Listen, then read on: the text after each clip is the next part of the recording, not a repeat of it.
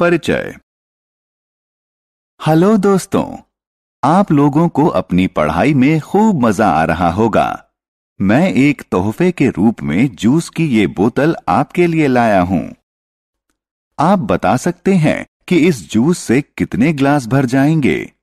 चलिए पता लगाते हैं। इस बोतल के जूस से हम 4 ग्लास भर सकते हैं।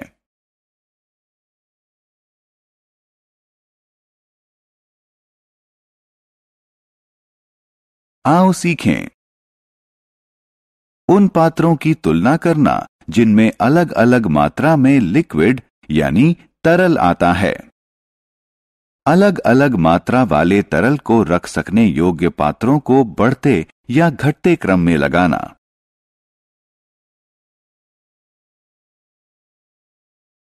क्षमता को समझना। ये एक चम्मच है।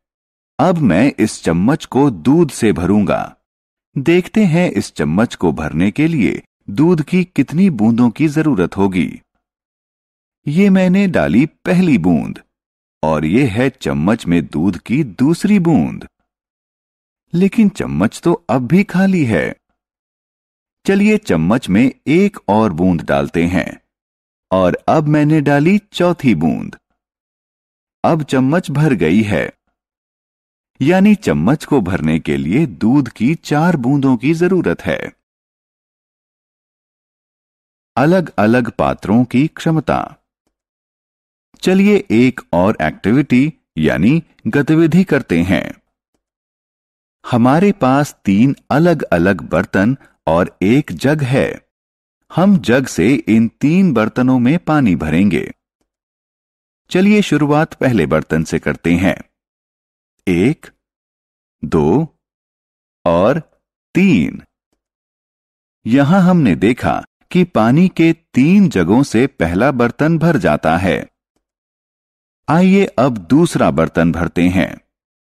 1, 2, 3 और 4। देखिए बाल्टी भर गई। यानी ये बाल्टी 4 जग पानी से भर जाती है। अब आइए तीसरा बर्तन भरें। 1 और 2। इस बर्तन को 2 जग पानी ने भर दिया।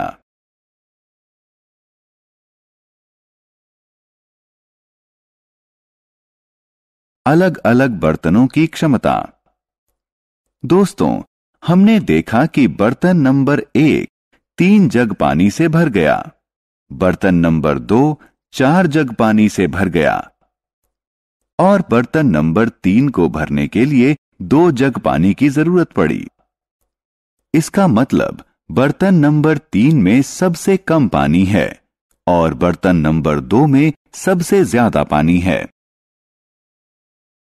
2 बर्तनों की तुलना।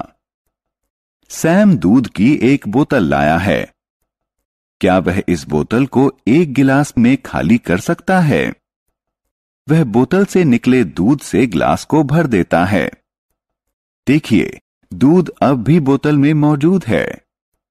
वह एक और ग्लास लेता है और बाकी बचे दूध को उसमें डाल देता है।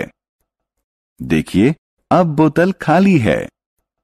इस तरह सैम दूध की इस बोतल को 2 ग्लासों में खाली कर सकता है।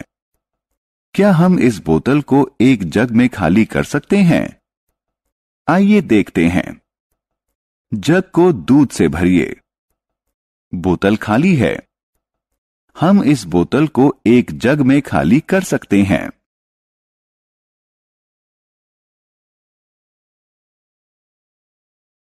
क्रम में लगाना।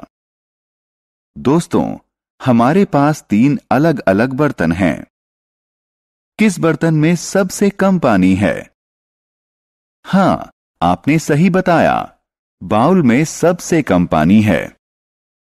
किसी जार में बाउल के मुकाबले ज्यादा पानी होता है और किसी बर्तन में बाउल और जार के मुकाबले और भी ज्यादा पानी होता है। अब इन बर्तनों को बढ़ते हुए क्रम में लगाते हैं।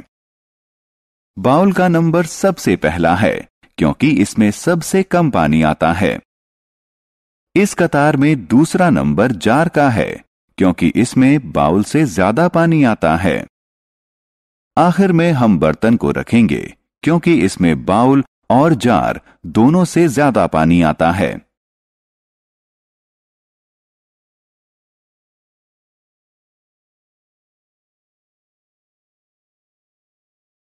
हमने क्या चर्चा की? हमने तरल वाले बर्तनों की तुलना करना सीखा। हम बर्तनों में मौजूद तरल की अलग अलग मात्रा के हिसाब से उन्हें एक कतार में लगा सकते हैं।